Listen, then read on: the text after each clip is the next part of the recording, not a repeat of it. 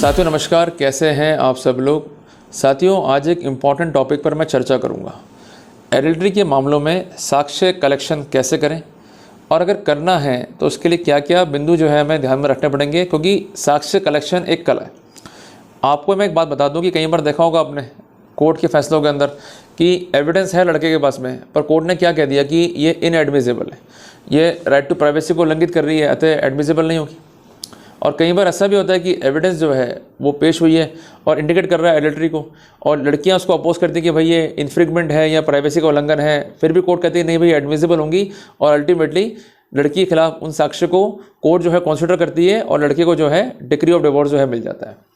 तो इसका मतलब सब कुछ डिपेंड है एविडेंस कलेक्शन पे, एविडेंस के प्रिजर्वेशन पे और एविडेंस के प्रॉपर प्रोडक्शन पे। तो 3 स्टेज जो है इन्वॉल्व है, जिसको हम कहते हैं art of collection of evidence concerning the adultery cases. सबसे पहले एविडेंस को आइडेंटिफाई करना और उसको कलेक्ट करना, दूसरी बात है उसको प्रॉपर्ली प्रिजर्व करना, और तीसरी बात है कि उसको प्रोड्यूस करना ताकि कोर्ट जो है किसी भी रूप में उस एविडेंस पर शक ना कर सके और एविडेंस को ग्राह्य मानते हुए हमारे पक्ष में जो है निर्णय दे सके। क्लियर है बातें साथियों। बेसिकली एविडेंस क्या है इसको भी जो है समझना जरूरी है।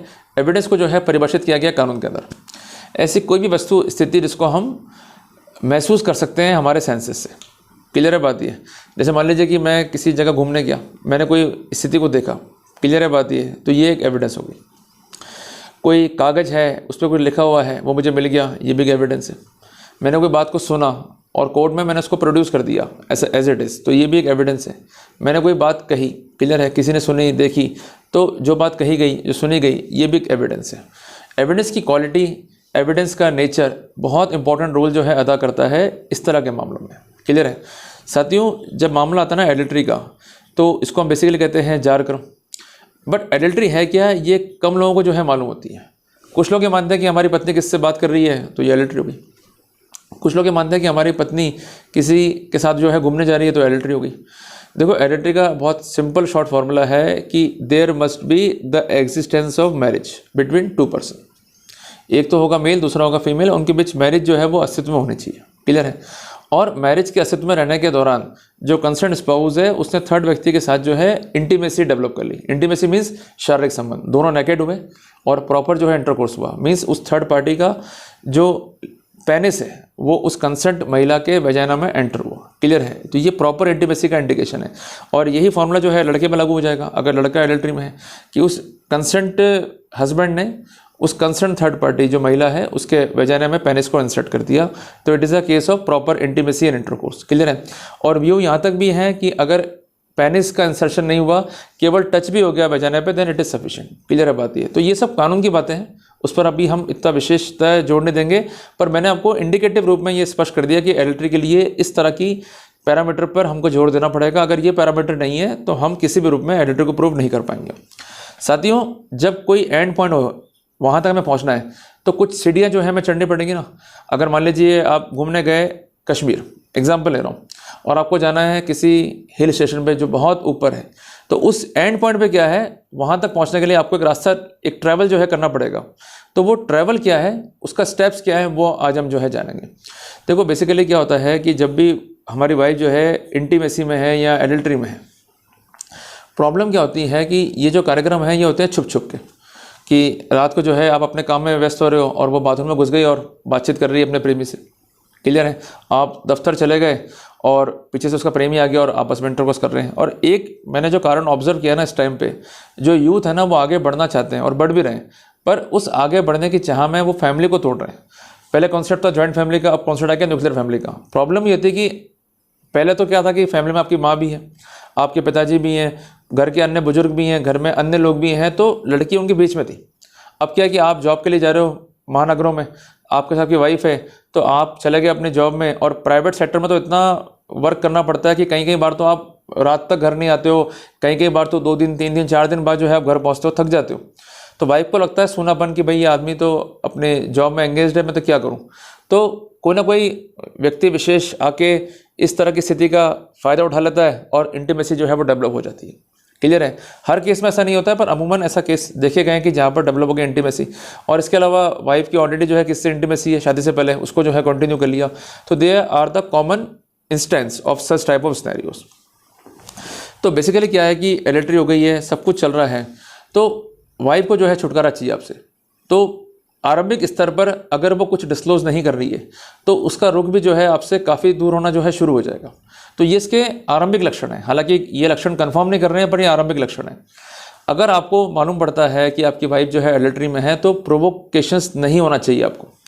प्रोवोकेशन होते ही क्या होता है कि वो अलर्ट हो जाती है और वो उस लड़के से संपर्क जो है कुछ टाइम के लिए बंद कर देती है। बाद में ये लोग कहीं ना कहीं मिलते रहते हैं, फिर ये नई तरह की प्लानिंग्स करते हैं आपको रास्ते से हटाने का। अभी देखा होगा रिसेंटली आपने कई बार किस्से देखने को मिले कि हस्बैंड जो है टुकड़े कर दिए उसके, किसी ने 15 कर दिए, किसी ने 12 कर दिए, क्लियर है बात ये। किसी ने जो है दूध में जहर मिला के पिला दिया हस्बैंड को। तो ये कॉमन इंस्टेंस हैं। ये क्यों देखने को मिल रहे हैं कि हस्बैंड जो है प्रोवोकेटिव हो गया, या उसने ये देख लिया कि भाई कंसेंट जो वाइफ है वो लगातार एंगेज्ड है with the consent adulter in the activity of adultery, तो वो जो है कंसेंट एडल्ट्री घर पहुंच गया और मारपीट पे जो है उतारू हो गया। तो कुल मिला के हम खुद ही अपने कर्मों को फोड़ लेते हैं और नुकसान जो है खा जाते हैं। तो वाइफ को हमें इंसेप्शन पर अलर्ट नहीं करना है। इंसेप्शंस पे कुछ प्रिकॉशंस लेके चलने पड़ेंगे जो बहुत इंपॉर्टेंट है, जिनकी जानकारी हमें होना अति आवश्यक है। साथियों, आगे बढ़ने से पहले एक बात कहना चाहता हूँ कि जान है तो जहान है, क्लियर है। तो सबसे पहले हमें सिक्योर करना है अपनी लाइफ को, और उसके साथ साथ हमें कलेक्ट करना है एविडेंस को। ये बहुत बारीक चीज़ है जिसको हमको समझना पड़ेगा। आपको अगर मालूम है कि आपकी वाइफ जो है एडल्ट्री में है तो सबसे पहले हमें प्रोवोक नहीं होना है। या आप नोट कर लो अपनी कॉपी में, क्लियर है। हमें क्या करना है, सबसे पहले साइबर एक्सपर्ट के पास जाकर उनसे प्रॉपर इंस्ट्रूमेंट जो है कलेक्ट करने हैं, जिसके जरिए हम पुख्ता साक्ष्य जो है कलेक्ट कर सकें, क्लियर है। वो इंस्ट्रूमेंट जो है आप किराए पे ले सकते हैं। इसलिए मैंने कहा कि एविडेंस जो है कलेक्ट करना इतना आसान नहीं है, बहुत इंपॉर्टेंट चीज़ है ये। तो इसलिए इंस्ट्रूमेंट्स को जो है कलेक्ट करना है। यू मे परचेज इट और you may have it on rent. उसके बाद उन साक्ष्य को जो है कलेक्ट करना है। अब आप सबके माइंड में आ रहा होगा भाई ये जासूसी हो जाएगी या अल्टीमेटली जो है वाइफ हम पे काउंटर केस कर देगी। देखो, एक बात मैं आपको स्पष्ट कह दूं कि कई लोग क्या करते हैं कि अपनी वाइफ के फ़ोन में जो है एक सॉफ्टवेयर डाल देते हैं। वो सॉफ्टवेयर ऑथेंटिकेटेड नहीं होता है। अल्टीमेटली क्या होता है कि आप जब एविडेंस को कोर्ट में पेश करते हो तो कोर्ट उसको एडमिसिबल नहीं मानता है और उल्टा जो है आप पर वैसी कार्रवाई IT एक्ट के अंदर। तो कभी भी ऐसे साइबर एक्सपर्ट के पास ना जाएं जिसके पास इक्विपमेंट्स या मोड ऑफ कलेक्शन जो है एविडेंसेस के वो अनएथिकल हो या अनऑथराइज्ड हो। हमें एक प्रॉपर ऑथराइजेशन चाहिए। मींस हमें उससे कंफर्म करना पड़ेगा कि भाई जिस सॉफ्टवेयर से हम एविडेंस कलेक्ट कर रहे हैं क्या वो किसी ना किसी कानून को इन्फ्रिंग तो नहीं कर रहे हैं। पहली बात तो ये। दूसरी बात, जो एविडेंस हम कलेक्ट कर रहे हैं क्या उसे हम कोर्ट में पेश कर पाएंगे जो कि एडमिसिबल होंगी। और तीसरी बात, जो एविडेंस हम प्रोसेस करेंगे उसका फाइनल इंटरप्रिटेशन जो है आपको ही करके देना है। अगर साइबर एक्सपर्ट इस बात पर राजी है और आपको लिखित में जो है हमें भरता है, then we can proceed with the set scenario. Otherwise ये आपको धकेल सकता है IT एक्ट के मामले के अंदर। तो बेसिकली क्या करना है, हमको जो बेसिक गाइडलाइंस है ऑनरेबल सुप्रीम कोर्ट की वर्ष 1973 की, उसको जो है फॉलो करना है, जो कि लेड डाउन हुई थी in the judgment of RM Malkani बनाम स्टेट ऑफ महाराष्ट्र में। देखो, 1973 में सुप्रीम कोर्ट को ये बिल्कुल आभास हो गया था कि वर्ष 2000 या उसके बाद ऐसी स्थितियाँ पैदा होंगी कि जहाँ पर एडल्ट्री की जो है पोजीशंस बनेंगी या इस तरह की पोजीशंस बनेंगी जहाँ लोग इनलीगल एक्टिविटी करेंगे। तो वहाँ एविडेंस कलेक्ट करेगा लड़का या कोई भी कलेक्ट करेगा एविडेंस, तो कम से कम उन्हें परेशानी ना हो। तो उन्होंने एक बात लिख दी थी अपने फैसले के अंदर कि एविडेंस अगर इलेक्ट्रॉनिक मीन्स में है, even though it collects by illegal means, but अगर उसका मोड क्या है, टू डिस्क्लोज एन ऑफेंस या disclose anything that indicates to the infringement of the substantive law, तो ऐसे सिनेरियो में इस तरह के एविडेंस को कलेक्ट भी कर सकते हैं, उन्हें प्रोड्यूस भी कर सकते हैं। इसमें कोई भी मनाही नहीं है। तो कितना बड़ा रास्ता हमको दे दिया 1973 से ही सुप्रीम कोर्ट ने। जजमेंट जो है अभी तक अटल है, ये सेटिस्फाइड नहीं हुआ है, क्लियर है। दूसरी बात ये कि 65 भी एविडेंस एक्ट के प्रोटोकॉल को जो है फॉलो करना पड़ता है, और अब ये प्रोटोकॉल कन्वर्ट हो गए हैं धारा 63 BSA के अंदर। तो इसलिए मैं कह रहा हूँ कि आराम से ही हमें साइबर एक्सपर्ट की हेल्प लेनी है और प्रॉपर तरीके से प्रॉपर इंस्ट्रूमेंट को यूज़ करते हुए हमें एविडेंस कलेक्ट करना है। क्योंकि देखो, अभी के टाइम में क्या होगा कि हैश वैल्यू इंपॉर्टेंट हो गई है। अगर आपका इंस्ट्रूमेंटेशन जो है प्रॉपर नहीं है, आपका इंस्ट्रूमेंटेशन जो है अनएथिकल है, उसका कोई सोर्स नहीं है, तो वहाँ पर दिक्कतें आपके लिए होंगी, क्लियर है बात ये। तो इसलिए आपका हैश वैल्यू जो कंसेंट एविडेंस है उसका डिस्टर्ब ना हो। तो ऐसे सिनेरियो में आपको आराम से ही साइबर एक्सपर्ट का साथ लेके चलना पड़ेगा। दूसरी बात यह है कि आप अपनी वाइफ के अगेंस्ट जो भी एविडेंस कलेक्ट कर रहे हो, मींस जो आपके लोकलाइट्स हैं उनसे आप जो है एविडेंस कलेक्ट कर रहे हो, आपके जो नेबर्स हैं उनसे आप एविडेंस कलेक्ट कर रहे हो। जैसे आपने किसी नेबर से पूछा भाई मेरी एब्सेंस में कोई आता है क्या, तो उसने कहा भाई आता है, तो ये पार्ट ऑफ एविडेंस है, क्लियर है। और इसके अलावा आपके घर में जो है CCTV लगे हुए हैं, उसमें कोई बंदा गुजर रहा है, दिख रहा है आपको, और वाइफ जो है नहीं दे पा रही है स्पष्टीकरण, तो एवरीथिंग जो आपको दिखाई दे रही है उसको आपको प्रिजर्व करते हुए चलना है, बट इंसेप्शन में प्रोवोक नहीं होना है, इंसेप्शन में कलेक्शन शुरू करना है। क्लियर है? डाउट दिख रहा है कि वाइफ एंगेज्ड है तो वाइफ की एब्सेंस में जो है सीसीटीवी लगवा लो। क्लियर है बात ये? तो एविडेंस प्रॉपर जो है कलेक्ट वहाँ होती रहेगी, कॉमन एरियाज में लगवा लो सीसीटीवी, ताकि ऑथेंटिकेट वे में जो है हम कोर्ट को एड्रेस कर सकें, भाई ये मेरे घर में चल रहा है मेरी एब्सेंस के अंदर। क्लियर है बात ये? कुछ लोग क्या करते हैं कि जो बाथरूम है उस तक में माइक्रोफोन लगवा लेते हैं कि अगर वाइफ बातें कर रही हैं हमारी एब्सेंस में, या उनके बीच कोई ऐसी बातें हैं प्रेमी और वाइफ के बीच में जो इंडिकेट कर रही है इंटीमेसी को, then it is a very good piece of evidence और उसको हम जो है काम में ले सकते हैं। क्लियर है बात ये? अब प्रॉब्लम ये होती है कि हम लोग एविडेंस डर के मारे कलेक्ट नहीं कर रहे हैं कि साहब एविडेंस कलेक्ट करेंगे तो राइट टू प्राइवेसी का उल्लंघन हो जाएगा। कतई नहीं होगा। क्लियर है? प्राइवेसी का उल्लंघन कब होता है कि जब आप उसके फ़ोन में चले गए, आप उसके व्हाट्सअप को हैक कर रहे हो, आप उसके चैट्स को हैक कर रहे हो, उसके डाटास को ले रहे हो, then it is a intervention. Clear है? अगर नॉमिनल वे में जो है एविडेंस कलेक्ट कर रहे हैं then there is no need to worry. और इसके अलावा आप एक बात को समझिएगा कि अमूमन हम क्या गलतियाँ करते हैं कि हमारी वाइफ जो फ़ोन कैरी कर रही है पीयर से, वही फ़ोन जो है हम कंटिन्यू करवा लेते हैं। ऐसी गलती मत करें, उसको एक नया फ़ोन दें। ठीक है जी? और उस फ़ोन में जो कंसर्न सिम है वो अपने नाम से लेकर वाइफ को देवे। क्लियर है बात ये? क्योंकि भविष्य में अगर अपने को सीरियल लेनी है तो अपने लिए वो ईजी हो जाएगा एविडेंस कलेक्ट करना। अगर वो आपत्ति करती नहीं भाई मुझे आपके नाम की जो है सिम नहीं चाहिए, या ये सिम मैं चेंज करूँगी, या सिम अपने नाम की इशू कराऊंगी, then there is the suspicion position. तो इस बात पे जो है अपने को विशेषता जोड़ देना है। क्लियर है बात ये? फिर वो लड़का कौन है जिससे वो मिलने जाती है, उसका पीछा करूँ, उसके अलामत क्या है, मीन्स वो रहता कहाँ पर है, उसकी वल्दियत क्या है, उसका सकीन मीन्स पता क्या है, उसको जो है कलेक्ट करना है अपने को। क्योंकि एडिटर को भी जो है पार्टी बनाना पड़ेगा अपने को। इसके अलावा ये मिलते कहाँ है, किसी पार्क में या किसी होटल में, हर एक पॉइंट पर अपने को जोर देना है और एविडेंस कलेक्ट करनी है। Even you may take the services of the professional कि ये कहाँ मिल रहे हैं, किस तरह से मिल रहे हैं, तो हर एक एविडेंस का जो है महत्व हो जाएगा और आपको डेफिनेटली जो है फ़ायदा मिल जाएगा।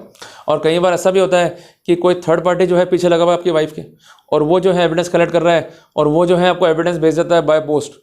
तो अगर वो इस तरह की एविडेंस भी आ रही है then it is good and we could easily have the analysis of it through cyber expert, और उसको भी जो हम कोर्ट में पेश कर सकते हैं। तो ये कॉमन मोड है जहां हम एविडेंस को कलेक्ट कर सकते हैं और उसको जो है हम प्रॉपर्ली कोर्ट में पेश कर सकते हैं। क्योंकि एविडेंस कलेक्ट करके उसको हम प्रिजर्व कर लें properly with the help of cyber expert. अब जो एविडेंस का एनालिसिस है, जो इंटरप्रिटेशन है, जो प्रोडक्शन है, वो सब साइबर एक्सपर्ट के हैंड में हो गया, और इनकी जो एविडेंटरी वैल्यू है वो काफ़ी अच्छी होती है as compare to our testimony. तो इस बात पे जो है विशेषता ध्यान रखें। जब ये सारे एविडेंस कलेक्ट हो जाएं तो अपने घर वालों के पास में जाएं, उनको बताएं, और उनके साथ में अब लड़की से और जो उनके घर वाले हैं उनसे बातचीत करें। उसका बेनिफिट क्या है कि जो कुछ भी है वो सामने आ गया।